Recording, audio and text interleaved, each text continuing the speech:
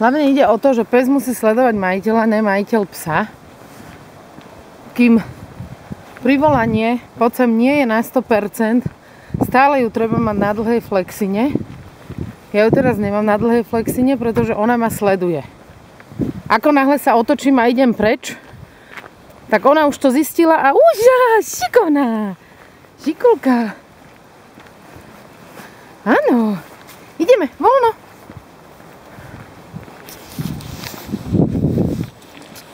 Takže toto,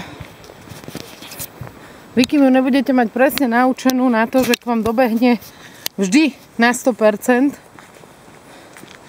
tak by som ju nepúšťala. Treba jej dať vedieť presne. Lili! Ona musí hneď reagovať. Hneď. Šikovná.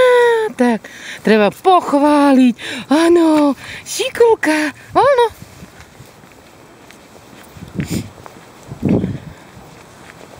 Áno, ideme.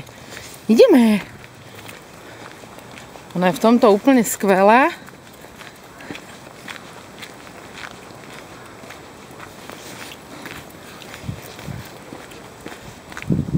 Poď sem.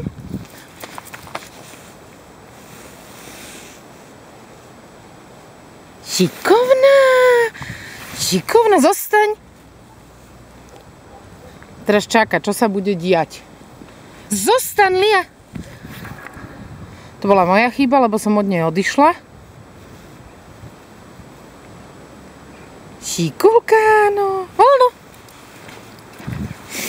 A už ideme. Lili, fuj. Super. Šikulka. Áno. Áno. Treba sa s nou tešiť z toho úspechu, aj keď ľudia budú najskôr pozerať na vás jak na debilov. Ale určite proste ten pes si to zaslúži. Ona sa už ťažšie učí, nakoľko je staršia.